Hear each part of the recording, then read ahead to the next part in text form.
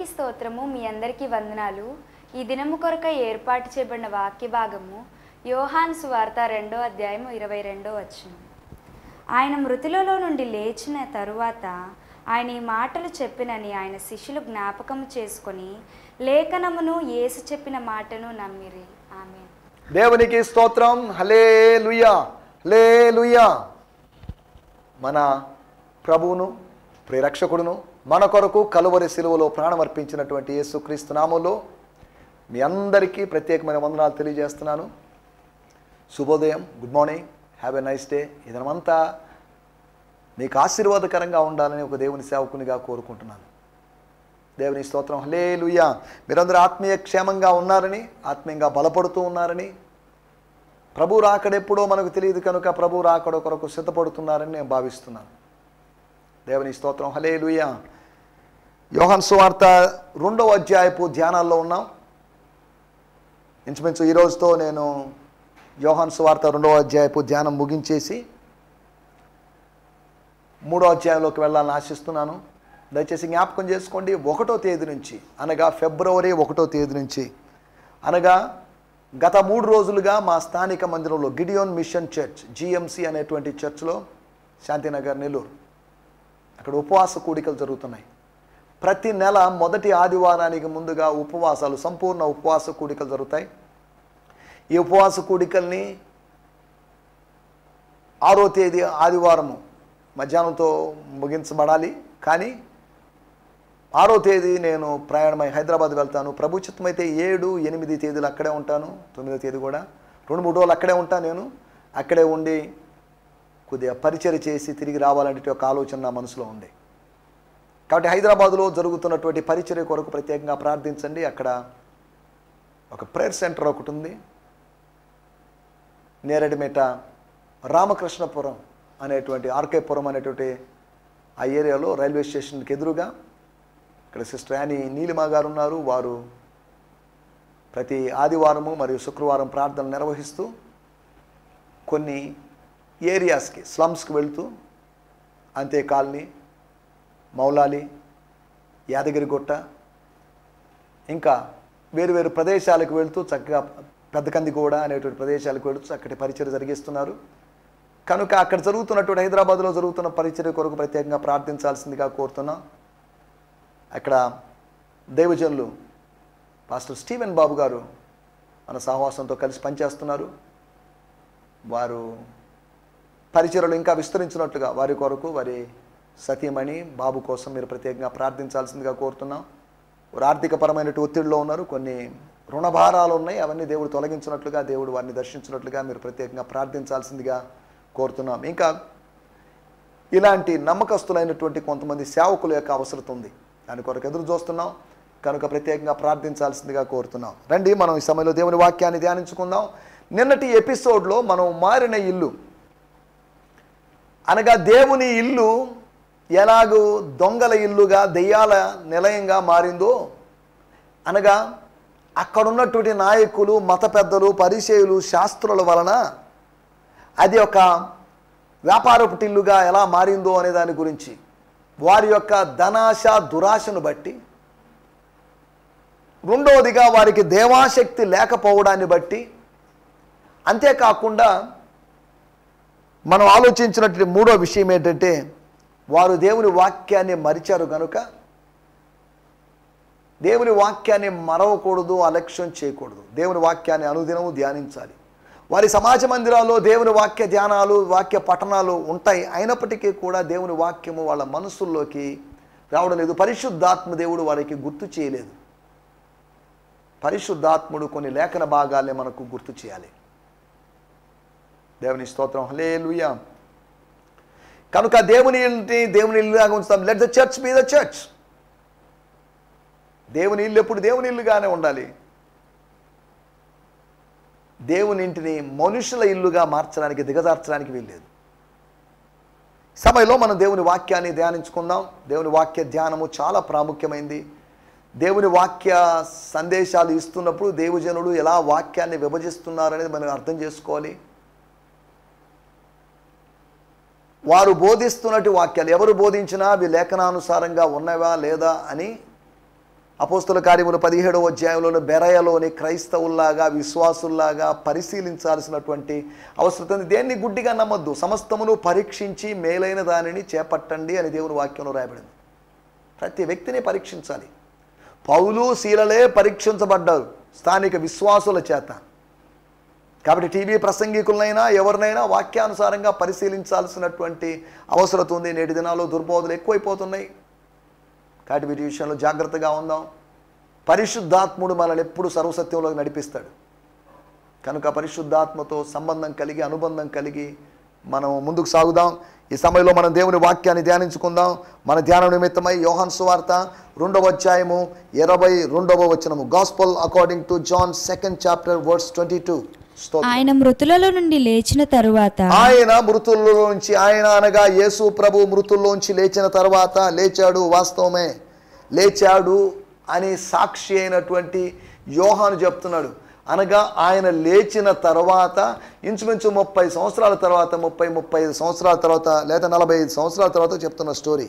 ఆయన ఈ మాట చెప్పెనని ఆయన శిష్యులు జ్ఞాపకం చేసుకొని లేఖనమును యేసు చెప్పిన మాటను నమ్మిరి. The disciples remembered his prophecy after Jesus rose from the dead. అనగా యేసు ప్రభు యొక్క శిష్యులు ఆయన యొక్క ప్రవచనాన్ని గుర్తు చేసుకున్నారట. ఆయన మృతుల్లో నుంచి లేచిన తర్వాత ఆయన చెప్పిన ప్రవచనం అనగా ప్రవచనం నెరవేరడాన్ని నమ్మారట. And believed both the scripture and what Jesus had said. రెండింటిని నమ్మారట. ఏంటి అంటే మరలా చదువుతున్నా. The disciples remembered his prophecy after Jesus rose from the dead and believed both the scripture and what Jesus had said. దేవుని స్తోత్రం, హల్లెలూయా. దాని ఆ చివరి మాట నన్ను బాగా ఆలోచింపజేసింది, ఆకర్షించిన మాట అది. లేఖనమును యేసు చెప్పిన మాటను నమ్మిరి. దేవుని స్తోత్రం, హల్లెలూయా. లేఖనమును యేసు చెప్పిన మాటను నమ్మారు. అనగా లేఖనము వేరు, యేసు మాట వేరని కాదు. లేఖనానికి ఎంత వాల్యూ ఇచ్చారో యేసు మాటకి అంతే విలువ ఇచ్చారు. లేఖనం కన్నా యేసు మాట తక్కువ అండి అని అనుకోలేదు వాళ్ళు. 1 తెస్సలోనిక పత్రిక 2వ అధ్యాయము 13వ వచనంలో మనం గమనించినట్లయితే అక్కడ రాయబడిన మాట ఏంటంటే, మేము వాక్యము బోధించినప్పుడు అది మా వాక్యమని భావించక మీరు దేవుని వాక్యమని ఎంచారు అని అపోస్తలుడైన పౌలు తెస్సలోనిక సంఘ విశ్వాసుల యొక్క దృక్పథం గురించి చెప్పాడు. వాళ్ళ వాక్యమే కదండి, పౌలు చెప్పిన వాక్యమే కదా, శీలా చెప్పిన వాక్యమే కదా, అపోల్లో గారు చెప్పిన వాక్యమే కదా అని అనుకోలేదు వాళ్ళు. ఈ రోజుల్లో వాక్యము బోధించబడుతున్నప్పుడు దయచేసి జ్ఞాపకం చేసుకోండి, దైవజనుల వాక్యమని కాదు, దేవుని వాక్యమని భావించండి. ఇక్కడ రాయబడినటువంటి 2 మాటలు, లేఖనమును యేసు చెప్పిన మాటను, లేఖనమును ప్లస్ యేసు చెప్పిన మాటను నమ్మారు, సమానంగా నమ్మారు. అనగా లేఖనాన్ని లేకపోతే యేసు చెప్పిన మాటను, లేఖన సమానమైనటువంటి యేసు యొక్క మాట. లేఖనము అంటే లిఖించబడింది, గ్రాఫే అనే మాటను ఉపయోగించి, అనగా లిఖించబడినది, వ్రాయబడినది. యేసు మాట రాయబడింది. యేసు మాట ఆ సందర్భంలో పలికినప్పుడు రాయబడలేదు, కొంతకాలానికి రాయబడింది. ముందుగా రాయబడిన లేఖనము అనగా ఏంటి? ముందుగా రాయబడిన లేఖనము, ముందుగా అక్కడ 2 లేఖనాలు, ఇంటిని గురించిన ఆసక్తి నన్ను భక్షించుతున్నదని, తండ్రిలు వ్యాపారపు టిల్లుగా మార్చకూడదని, లేదా దేవాలయం లేపడం గురించి, లేకపోతే ఇటువంటి మాటలన్నీ లేఖనమును యేసు చెప్పిన మాటను జ్ఞాపకం చేసుకోండి. ఈ మాట చెప్పినప్పుడు ఒక మాట చెప్పి ముందుకు సాగుతాను. గలతీయులకు రాసిన పత్రిక 4వ అధ్యాయంలో 30వ వచనంలో ఒక మాట కనిపిస్తుంది. ఏమిటి అంటే, అక్కడ గలతీయులకు రాసిన పత్రికలో 2 విషయాలు అపోస్తలుడైన పౌలు గారు బోధిస్తున్నారు. హాగరు గురించి లేకపోతే శారా గురించి మాట్లాడతాడు. ఇందును గూర్చి లేఖనం ఏమి చెప్పుచున్నది? దాసిని దాని కుమారుని వెళ్ళగొట్టుము. దాసి కుమారుడు స్వతంత్రాలి కుమారునితో పాటు వారసుడై ఉండడు. ఎందుకు ఇప్పుడు చదువుతానంటే, లేఖనం ఏమి చెప్తున్నది? జాగ్రత్తగా ఆలోచిస్తే ఆ మాట ఎవరు చెప్పారంటే, ఆదికాండము 21వ అధ్యాయము 10వ వచనంలో చూస్తే ఆ మాట శారా చెప్పిన మాట. శారా చెప్పిన మాటని లేఖనము అని చెప్పారు. శారా ఎలా చెప్పింది? శారా చెప్పిన మాట, ఈ మాట మాత్రమే లేఖనం ఎందుకు అయింది, మిగతా మాటలు ఎందుకు లేఖనం కాలేదు? శారా చెప్పిన మాట ఒకవేళ లేఖనం అయితే యేసు చెప్పిన మాట కూడా లేఖనమే కదా, లేఖనముతో సమానమే కదా. అనగా పాత లేఖనాల్ని అంగీకరించిన వారు యేసు లేఖనాల్ని, యేసు మాటను అంగీకరించాల్సిందే కదా. దేవుణ్ణి అంగీకరించిన వాళ్ళు, విశ్వసించిన వాళ్ళు దేవుని కుమారుడైన యేసుని విశ్వసించాల్సిందేగా. యోహాను సువార్త 14వ అధ్యాయం 1వ వచనం ప్రకారం దేవుని యందు విశ్వాసం ఉంచుతున్నారు, యెహోవా దేవుని యందు విశ్వాసం ఉంచుతున్నారు, ఆయన పంపిన ఆయన కుమారుడు అనగా నా యందు విశ్వాసం ఉంచండి. దేవుని స్తోత్రం, హల్లెలూయా. రెండో విషయం మనం జాగ్రత్తగా ఆలోచించాలి, లేకపోతే మనం ఇక్కడ ఆలోచిస్తున్న విషయాలు కొంచెం జాగ్రత్తగా ఆలోచిద్దాం. లేఖనము యేసు మాట అనే మాటను బేస్ చేసుకొని శారా మాటని, అబ్రహాము భార్య అయినట్టు శారా మాటని లేఖనము అనే అపోస్తలుడైన పౌలు చెప్పి పొరపాటు చేశాడా అంటే పొరపాటు చేయలేదు. పౌలు పొరపాటు చేయలేదు, పౌలు జరిగిన మిస్టేక్ కాదు. జాగ్రత్తగా ఆలోచించాలి. ఇక్కడ ఒక ఇంపార్టెంట్ పాయింట్ ఏంటంటే, ఈ విషయంలో శారా చెప్పిన ప్రతిదీ విను. ఈ విషయంలో మాత్రమే. నీ భార్య అయినటువంటి హవ్వ చెప్పిన మాట విని తిన్నావు కనుక అని ఆదామును గద్దించిన దేవుడు, ఇక్కడ ఆదామేమో అవ్వ మాట వినకూడదు, కానీ అబ్రహామేమో శారా మాట వినాలట. అనగా భార్య మాట వినాలి, వినకూడదు. రెండు సందర్భాలు ఉన్నాయి. భార్య మాట దైవికంగా ఉంటే వినాలి, భార్య మాట దేవుని వాక్యానికి విరుద్ధంగా ఉంటే వినకూడదు అనేటువంటి సత్యాలు మనం వీటిని బట్టి పోల్చి చూసుకోవడం ద్వారా తెలుసుకోవచ్చు. అనగా దేవుడు చెప్పినది తన మనసులో ఉంచినది. అబ్రహాము దాసి బిడ్డని తాను ఒక పురుషుడని నిరూపించడానికి జరిగిన సంఘటన అది. తాను వృద్ధుడైపోయాడు, తాను బిడ్డలను కనలేడు, సంతానానికి దేవుని వాగ్దానం నెరవేరుతుందో లేదో అనేటువంటి అయోమయ స్థితిలో ఉన్నప్పుడు హాగరు ద్వారా తనకు ఒక హోప్ కలిగింది. మరొక కుమారుడు కలిగే అవకాశం ఉంది, శారా ద్వారా కలిగే అవకాశం ఉంది. ఒకవేళ నాలో లోపం లేదు, శారాలో లోపం ఉందేమో అన్నట్టుగా కూడా అబ్రహాం ఆలోచించుండొచ్చు. జాగ్రత్తగా ఆలోచించాలి. శారాతో దేవుడు ఏం మాట్లాడారో మనకు రాయబడలేదు, కానీ శారా ఇప్పుడు ఆ మాటలు చెప్పినప్పుడు దాన్ని లేఖనము లిఖించబడింది, దేవుని మాటగా ఎంచబడింది. నేను ఇవన్నీ ఎందుకు చెప్తున్నానంటే, లేఖనమును యేసు చెప్పిన మాటని, యేసు చెప్పిన మాటే లేఖనం. యేసును నమ్మనటువంటి యూదులు, యేసు నమ్మని వాళ్ళు ఇప్పటికీ నమ్మడం లేదు చాలామంది. నమ్మిన వాళ్ళని మెస్సియానిక్ జ్యూస్ అన్నారు. అనగా మనం అర్థం చేసుకోవాల్సిన విషయం, యేసు మాటలు లౌకికమైన మాటలు కాదు. లేఖనము ఏ ఆత్మ చేత రాయబడిందో అదే ఆత్మతో యేసు ప్రభువు కూడా మాట్లాడుతున్నాడు. కాబట్టి యేసు మాటలను కూడా లేఖనాలుగా మనం భావించవచ్చు.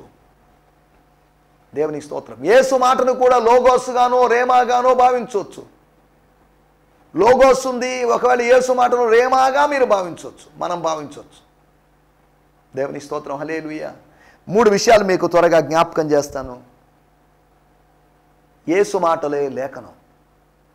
యేసు మాట లేఖనం.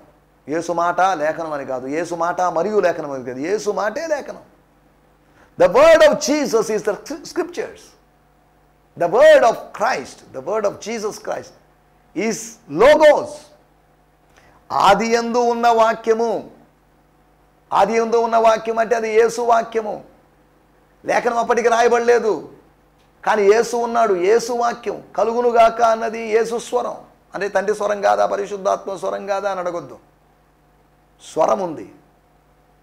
There was a voice, there was a message, there was a expression, there was divine expression.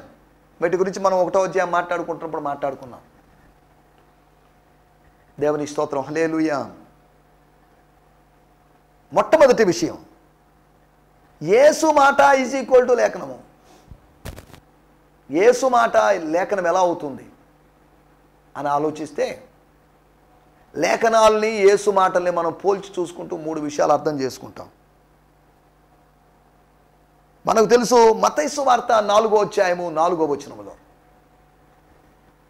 కొండ మీద ప్రసంగం కాదు, కొండ మీద ప్రసంగానికి ముందుగా యేసు ప్రభు శోధించబడుతున్నటువంటి సందర్భం. సాతాను చేత శోధించబడ్డాడు, 3 శోధనలు ఆయన జయించాడు. 4వ అధ్యాయం 4వ వచనంలో రాయబడింది, he answered, the scripture says bread alone will not satisfy, but true life is found in every word that constantly goes forth from God's mouth. Bread alone will not satisfy అనగా రొట్టె ఒకటే ఆకలిని తీర్చలేదు, సంతృప్తినిచ్చలేదు. బట్ ట్రూ లైఫ్, నిజమైన జీవము, is found in every word, ప్రతి మాటలో, దేవుని నోటి నుంచి వస్తూ పోతున్నటువంటి మాటలో ఉంది అని లేఖనంలో ద్వితీయోపదేశకాండంలో రాయబడిందని చెప్పాడు. అనగా ఇక్కడ యేసు ప్రభు యొక్క ఉద్దేశం ఏంటంటే, word of God gives life అనగా లేఖనము జీవాన్ని ఇస్తుంది. జీవాన్ని ఇచ్చే విషయంలో లేఖనానికి ఉన్న శక్తి, the power of the scripture it gives life. అలాగైతే యేసు ప్రభు మాటల గురించి మనం ఆలోచిద్దాం. యోహాను సువార్త 6వ అధ్యాయము 63వ వచనం మనం గమనించినట్లయితే, ఆత్మయే జీవింపజేయునది, శరీరము కేవలము నిష్ప్రయోజనము. శరీరము కేవలము నిష్ప్రయోజనమైనది. నేను మీతో చెప్పి ఉన్న మాటలు ఆత్మయు జీవమునై ఉన్నవి. The Holy Spirit is the one who gives life. That which is of natural realm is of no help. The words I speak to you are spirit and life, but there are still some of you who won't believe. అక్కడ రాయబడిన మాటలు చూడండి. The words I speak to you are spirit and life. నేను మీతో చెప్పున మాటలు, చెప్తున్నాను చూసారా, పలుకుతున్నట్టు ఈ మాటలు ఆత్మయును జీవమునై ఉన్నవి. దేవుని నోట నుంచి వచ్చినట్టు ప్రతి మాట జీవింపజేస్తుంది, బ్రతుకుతుంది, జీవాన్ని ఇస్తే యేసు పలికిన మాట కూడా జీవాన్ని ఇస్తుంది. యేసు పలికిన మాట ఆత్మీయ జీవాన్ని, ఆత్మీయ చైతన్యాన్ని ఇస్తుంది. దేవుని స్తోత్రం, హల్లెలూయా. మొట్టమొదటి విషయం, జీవం ఇవ్వడంలో లేఖనమైన యేసు మాట అయినా ఒకటే. కాబట్టి యేసు మాట, నా మాట వేదవాక్కు అని కొంతమంది అంటారు. నేను చెప్పింది final, umpire's decision is final అని చెప్పినట్లుగా God's word is final, word of Jesus is final. Yesu మాట ఫైనల్ అంతే. దానికి మించి, దానికి సంబంధించి ప్రత్యుత్తరాలు, కరస్పాండెన్స్ ఏం జరగదు. ఇంకా నో మోర్ ఆర్గ్యుమెంట్స్ ప్లీజ్ అన్నట్టుగా అన్నమాట. దేవుని స్తోత్రం, హల్లెలూయా. మొట్టమొదటి విషయము, జీవం ఇవ్వడం విషయంలో లేఖనము జీవం ఇచ్చినట్లుగా యేసు మాట జీవం ఇస్తుంది. కాబట్టి యేసు మాటే లేఖనం, యేసు మాటే పర్ఫెక్ట్, యేసు మాటే పరిశుద్ధ గ్రంథం, యేసు మాటే బైబిల్. యేసు మాటలు బైబిల్లో ఉన్నాయి. యేసు మాటలు మాత్రమే బైబిల్ అని నేను అనడం లేదు. కాబట్టి ఆల్రెడీ ఉన్నటువంటి లేఖనాలు ఉన్నాయి. ఆ లేఖనాల యొక్క సంపూర్ణత యేసు మాటల ద్వారా కలుగుతుంది. రాయబడినట్టు దేవుని మాటలకి యేసు మాటలు కలిపి, మనిషి కలిపింది కాదు, లేకపోతే సువార్థికులు ప్రేరణ కలిగి కలిపారు, జోడించారు. తద్వారా మనకు సువార్తలు వచ్చాయి, లేకపోతే పత్రికలు వచ్చాయి. ఇలాగా ఓల్ బైబిల్ వచ్చింది. 66 పుస్తకాల గ్రంథం మనకు లభ్యమైంది. జీవం ఇవ్వడంలో యేసు మాట అయినా లేఖనమైనా ఒకటే. కాబట్టి 2 జీవం ఇస్తున్నాయి కనుక యేసు మాటే లేఖనమని మొట్టమొదటి మాట. రెండో విషయాన్ని నేను మీకు జ్ఞాపకం చేస్తాను. యోహాను సువార్త 5వ అధ్యాయము 39వ వచనం. యోహాను సువార్త 5వ అధ్యాయం 39వ వచనం. లేఖనములయందు మీకు నిత్య జీవము కలదని, మీకు లేదా మనకు నిత్య జీవము కలదని తలంచుచు వాటిని పరిశోధించుచున్నారు. వాటిని మీరు పరిశోధిస్తున్నారే, అవే నన్ను గూర్చి సాక్ష్యం ఇచ్చుచున్నవి. You are busy analyzing the scriptures, poring over them, hoping to gain eternal life. Everything you read points to me. You are busy. మీరు బిజీగా ఉన్నారు. Analyzing the scriptures, లేఖనాల్ని విశ్లేషిస్తున్నారు. Poring over them, hoping to gain. వాటి ద్వారా నిత్య జీవాన్ని పొందుకుంటాము అని మీరు విశ్వసిస్తున్నారు, నిరీక్షిస్తున్నారు. అనగా లేఖనములో నిత్య జీవము దాగి ఉందని, లేఖనాల ద్వారా నిత్య జీవం వస్తుందని మీరు భావిస్తున్నారు. లేఖనము నిత్య జీవం ఇస్తుంది.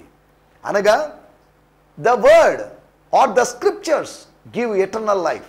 బానే ఉంది.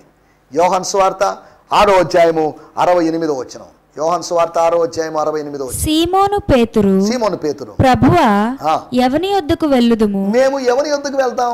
నీవే నిత్య జీవపు మాటలు గలవాడవు. ఎవరో ఒకరి దగ్గర నుంచి వచ్చిన వాళ్ళమే కదా మేము. మా తండ్రుల దగ్గర నుంచి వచ్చిన వాళ్ళం, బాప్తిసం ఇచ్చి యోహాన్ దగ్గర నుంచి వచ్చిన వాళ్ళం. మళ్ళీ నీ దగ్గరకు వచ్చావు, ఇక నీ దగ్గరే ఉండిపోతాం. నీ దగ్గర నుంచి మేము ఎక్కడికి వెళ్ళగలము? 68వ వచనం. Peter spoke up and said, but Lord, where would we go? No one but you gives us the revelation of eternal life.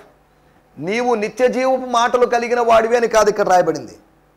you gives us the revelation of eternal life.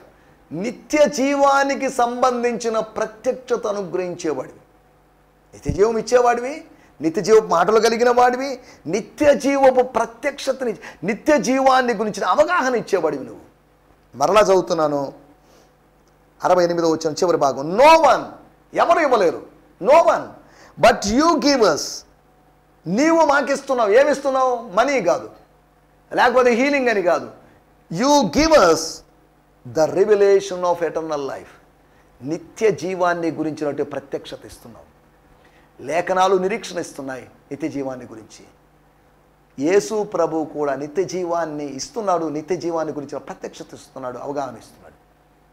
అనగా నిత్య జీవం ఇచ్చే విషయంలో లేఖనాలు ఎలా నిత్య జీవం ఇస్తున్నాయో యేసు మాటలు కూడా అలాగే నిత్య జీవం ఇస్తున్నాయి. జీవం ఇవ్వడం విషయంలో యేసు లేఖనాలు సేమే, నిత్య జీవం ఇవ్వడం విషయంలో యేసు లేఖనాలు సేమే. అనగా దీన్ని బట్టి, ఈ రెండు ఉదాహరణలు బట్టి ఇంకొక ఉదాహరణ కూడా, లేదా ఇంకో విషయాన్ని కూడా మనం చూసుకుంటాం. యేసు మాట లేఖనము, యేసు మాట లేఖన సమానం, యేసు మాట ఫైనల్ అని మనం చెప్పుకుంటున్నాం. మూడో విషయాన్ని కూడా నేను, లేకపోతే చివరి విషయాన్ని నేను మీకు జ్ఞాపకం చేస్తాను. అపోస్తలుడైన పౌలు తిమోతికి రాసినటువంటి 2వ పత్రిక, 2 Timothy 3rd chapter verse 14 and 15. స్తోత్రం, స్తోత్రం. క్రీస్తు యేసునందు ఉంచవలసిన విశ్వాసము ద్వారా రక్షణార్థమైన జ్ఞానము నీకు కలిగించుటకు శక్తిగల పరిశుద్ధ లేఖనములను, తిమోతి, శక్తి కలిగినటువంటి పరిశుద్ధ లేఖనములను బాల్యము నుండి నీవెరుగుదువు గనుక. ఇప్పుడు కాదు, చిన్నప్పటి నుంచి నువ్వు అటువంటి శక్తి కలిగిన లేఖనాలు ఎరుగుదువుగా అని చెప్తున్నాడు. నీవు నేర్చుకొని రూఢి అని తెలుసుకున్నవి ఎవరి వలన నేర్చుకొంటివో ఆ సంగతి తెలుసుకొని వాటి యందు నిలకడగా ఉండుము. చాలేమ్మా, నేను 14-15 వచనాలు చదువుతున్నాను. Yet you must continue to advance in strength with the truth wrapped around your heart, being assured by God that He is the one who has truly taught you all things. Remember that you were taught from your childhood from the holy scrolls. అనగా పరిశుద్ధ చుట్టలు, లేఖనాలు, holy scrolls or sacred scriptures, which can impart to you wisdom to experience everlasting life through the faith of Jesus the anointed one. సరే, దేవుని స్తోత్రం. అనగా రక్షించుటకు శక్తి కలిగినటువంటి, రక్షణ అనుభవాన్ని ఇవ్వగలిగినటువంటి, రక్షణ నిశ్చయిత ఇవ్వగలిగినటువంటి, రక్షణ ఆనందం ఇవ్వగలిగినటువంటి లేఖనాలు. లేఖనాలకు మాత్రమే రక్షణ ఇవ్వగలిగిన శక్తి. లేఖనాలు జీవం ఇస్తాయి, నిత్య జీవం ఇస్తాయి, రక్షణ ఇస్తాయి, సాల్వేషన్ ఇస్తాయి. నీ ఆత్మకు పాపము నుంచి, శాపము నుంచి, ఆత్మీయ మరణము నుంచి విడుదల ఇచ్చేది లేఖనాలే. దేవుని ఆత్మ ప్రేరణ చేత లిఖించబడినటువంటి, దైవావేశము వలన కలిగిన లేఖనాలు. మానుషిక ఆవేశం వలన, దైవ సేవకుల ఆవేశం వలన కలిగిన లేఖనం కాదు ఇది. దేవుని సేవకుల ఆవేశం వల్ల ప్రసంగాలు కలుగుతున్నాయి, టీవీ ప్రసంగాలు, లేదా రేడియో ప్రసంగాలు, లేదా మామూలు ప్రసంగాలు కలుగుతున్నాయి, యూట్యూబ్ ప్రసంగాలు కలుగుతున్నాయి. కానీ దైవావేశం వల్ల లేఖనము కలిగింది. లోకములో ఉన్నప్పుడు లేఖనము యొక్క అవసరం ఉంది. లోకంలో లోకస్తుల్లా కాకుండా ప్రత్యేకంగా జీవించాలి అంటే లేఖనం యొక్క అవసరం ఉంది. We need a word of God in this world. దేవుని స్తోత్రం, హల్లెలూయా. రాయబడింది, రక్షించుటకు శక్తి కలిగినట్టు లేఖనాలు అన్నాడు. అదే యోహాను సువార్త 8వ అధ్యాయము 30వ వచనంలో మనం గమనించినట్లయితే, గాస్పెల్ అకార్డింగ్ టు జాన్ 8:30, ఆయన ఈ సంగతులు మాట్లాడుచుండగా, ఆయన ఈ సంగతులు మాట్లాడిన తర్వాత అని కాదు, మాట్లాడుచుండగా అనేకులు ఆయన యందు విశ్వాసముంచిరి. దేవునికి స్తోత్రం. Those words caused many respected Jews to believe in him. ఆ మాటలంట, అనగా యేసు మాటలంట, caused many respected, గౌరవనీయమైనటువంటి, ఘనమైనటువంటి అనగా మన భాషలో ఏమంటే విఐపీస్ కొందరిని కదిలించింది. టు బిలీవ్ ఇన్ హిమ్, ఆయన నమ్మునట్లుగా చేసింది. లేఖనము విశ్వాసం పుట్టించింది. లేఖనము ఆయన అంగీకరించేటట్టు చేసింది. అనగా లేఖనము రక్షణ ఇచ్చింది. సరే, లేఖనం రక్షణ ఇచ్చింది. ఇప్పుడు యేసు మాటలు రక్షణ ఇచ్చాయి. యేసు మాటలు రక్షిస్తాయి, అనేకులను రక్షించాయి. తనను నమ్మిన యూదులతో ఆయన ఏం మాట్లాడని కింద వచనాల్లో రాయబడింది. దేవుని స్తోత్రం, హల్లెలూయా. మనం జాగ్రత్తగా ఆలోచించాలి. యేసు ప్రభు మాట వేరు. యేసు ప్రభు లేఖనాల్ని సమర్థించడానికి మాట్లాడే మాటలు కాదు ఇవన్నీ. యేసు మాటలు లేఖనాల్ని వివరించడానికో అర్థం చేసుకోవడానికో చెప్పిన మాటలు కాదు ఇవి. యేసు ప్రభు చెప్పిన మాట, నేను ప్రవక్తలను లేఖనములను కొట్టివేయటకు రాలేదు. మీరు అనుకుంటారేమో యూదులారా, అందుకనే నా మీద తిరుగుబాటు చేస్తున్నారు. కానీ వాటిని కొట్టివేయడానికి రాలేదు, వాటిని నెరవేర్చడానికి వచ్చాను. అలాగే మనం కూడా ధర్మశాస్త్రమును నిరర్ధకము చేయడం లేదు, విశ్వాసమును బట్టి ధర్మశాస్త్రమును స్థిరపరుచున్నామని రోమీయులకు రాసిన పత్రిక 3వ అధ్యాయం. 3వ విషయం మనం ఆలోచించిన విషయం ఏంటంటే, లేఖనము రక్షణ ఇస్తుంది, అలాగే యేసు మాటలు కూడా రక్షణ అనుభవిస్తాయి. అనగా లేఖనాలు 3 అనుభవాలను ఇస్తున్నాయి. జీవాన్ని ఇస్తుంది, నిత్య జీవాన్ని ఇస్తుంది, రక్షణ ఇస్తుంది. Scriptures give the life, scriptures give eternal life, scriptures give salvation. అలాగే యేసు కూడా జీవము, నిత్య జీవము, రక్షణ ఇస్తాడు. ఆయన సమృద్ధి జీవాన్ని ఇవ్వడానికి వచ్చినట్టు కాపరి అని చెప్పుకున్నాడు. నేను మంచి కాపరిని. దొంగ దోచుకోవడానికి వస్తాడు, హత్య కోసం వస్తాడు, నాశనం చేయడానికి వస్తాడు. నేనైతే సమృద్ధిగా జీవం కలుగు చేయడానికి వచ్చానని చెప్పాడు. మనం ఆలోచించి యేసు మాటను 2వ అధ్యాయం 22వ వచనం మూలవాక్యం, లేఖనమును యేసు చెప్పిన మాటను వారు నమ్మిరి, శిష్యులు నమ్మిరి. దేవునికి స్తోత్రం. జ్ఞాపకం చేసుకున్నారు, నమ్మారు. దేవునికి స్తోత్రం. ఈ దినాల్లో దేవుని వాక్యాన్ని జ్ఞాపకం చేసుకొని నమ్మాలి. నమ్మిన వాటిని మనం జ్ఞాపకం చేసుకోవాలి. ఒకటి జీవము, నిత్య జీవము, రక్షణ. ఈ 3 లేఖనాలు ఇచ్చాయి. ఈ 3 యేసు మాటల ద్వారా. కాబట్టి యేసు మాటలే లేఖనాలు. యేసు మాటలు లేఖనాలుగా భావించాలి. దయచేసి స్థలంలో ఉంచండి, చిన్న ప్రార్థన చేసుకుందాం. పరిశుద్ధమైన మా దేవా, మీరు మాకు వినిపించిన మాటల కొరకే మీకు వందనాలు. మీ మాటలను తక్కువ అంచనా వేయకుండా మేము వాటిని గణపరుస్తూ, వాటిని అనుసరిస్తూ, అన్వయించుకుంటూ ముందుకు సాగుతూ సాయం చేయమని అనుకుంటున్నాం. లేఖనాలు ఏ విధంగా జీవాన్ని, నిత్య జీవాన్ని రక్షణ ఇస్తున్నాయో, నీ మాటలు కూడా అలాగే జీవాన్ని, నిత్య జీవాన్ని రక్షణ ఇస్తున్నాయని మీరు మాకు తెలియజేసిన విధానం కొరకే మీకు వందనం చేస్తూ, మా స్వాభిప్రాయం కన్నా, మా సొంత అభిప్రాయం కన్నా నీ మాటలకు ప్రాధాన్యత ఇచ్చే వరంగా ఉండగలటూ సాయం చేయమని యేసు నామములోనే ప్రార్థించి అడుగుతున్నాం పరమ తండ్రి. ఆమేన్, ఆమేన్, ఆమేన్. దేవునికి స్తోత్రం. మీ అందరికీ వందనాలు. ప్రభు చిత్తమైతే రేపు ఉదయకాలం కలుసుకుందాం. అప్పటి వరకు దేవుని కృప మనందరికీ తోడై ఉండునుగాక. హల్లెలూయా, హల్లెలూయా. ఈ సందేశము మీకు ఆశీర్వాదకరంగా ఉందని నమ్ముచున్నాము. ప్రార్థన అవసరతల కొరకు మమ్మల్ని సంప్రదించవలసిన మా చిరునామా గిద్యోన్ మిషన్ చర్చ్, 6వ వీధి, శాంతినగర్, నెల్లూరు 4, ఆంధ్రప్రదేశ్. పిన్ 524004. మా ఫోన్ నంబర్లు 7036443613 మరి ఒక నంబర్ 9392293010. మా ఈమెయిల్ ఐడి gfihmi2015@gmail.com. దేవుడు మిమ్మును ఆశీర్వదించునుగాక. ఆమేన్.